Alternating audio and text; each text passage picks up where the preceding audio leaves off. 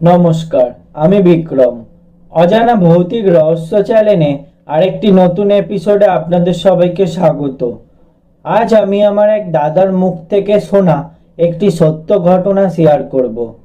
ঘটনাটা 2-3 বছর আগে দাদা আর দাদার দুজন বন্ধুর সাথে ঘটে। দাদা আর দাদার দুজন বন্ধু 4 চাকা গাড়িতে করে তারাপীঠ থেকে ঘুরে বাড়ি ফিরছিল। তারা সন্ধ্যার দিকে তারাপীঠ থেকে রওনা দিয়েছিল বাড়ি ফেরার জন্য, কিন্তু রাস্তাঘাটে জাম থাকার জন্য তারা রাস্তায় আটকে পড়ে। তারপর অনেকটাই রাত হয়ে যায়। ওরা তখন হাইওয়ে দিয়ে আসছিল। কিছুক্ষণ পর হঠাৎ তাদের গাড়ির পেট্রোল শেষ হয়ে যায়, আর তাদের খুব জল তেষ্টাও পেয়েছিল। কারণ গাড়িতে যে কটা জলের বোতল ছিল প্রায় সবই শেষ হয়ে গিয়েছিল। যেহেতু অনেকটা রাত হয়ে গেছে, আশেপাশে সমস্ত দোকানই বন্ধ হয়ে গিয়েছিল। তার চারপাশটাও অনেকটা ফাঁকা ছিল, কোনো মানুষজনও নেই। তারপর তারা গাড়িটা রাস্তার একটা সাইডে দাঁড় করিয়ে হাঁটতে শুরু করে, আশেপাশে কোনো পেট্রোল পাম্প আছে কিনা তা দেখার জন্য। কিছুটা হাঁটার পর দূরে একটা পেট্রোল পাম্প দেখতে পায় তারা। তারপর তারা পেট্রোল পাম্পটার সামনে যায়। পেট্রোল পাম্পটা খোলা ছিল, কিন্তু কোনো লোকজন ছিল না।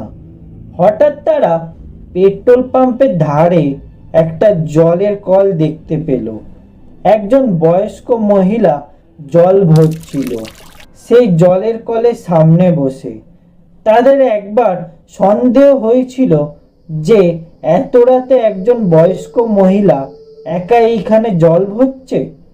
তাদের অনেক জল তেষ্টাও পেয়েছিল, তাই তারা এত কিছু না ভেবে সেই কলের সামনে যান আর বয়স্ক মহিলাটাকে একটু সরে বসতে বলে। 2-3 বার বলার পরও বয়স্ক মহিলাটা কোনো সাড়া দেয় না আর সরেও বসে না।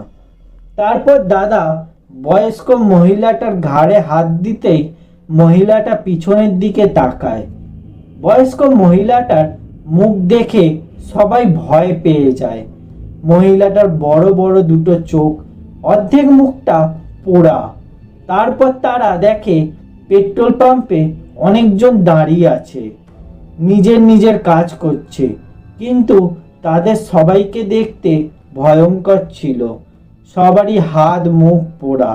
এইসব দেখে দাদা সেখানে অজ্ঞান হয়ে যায়, আর দাদার বন্ধুরা চিৎকার করে দৌড়ায় সেখান থেকে।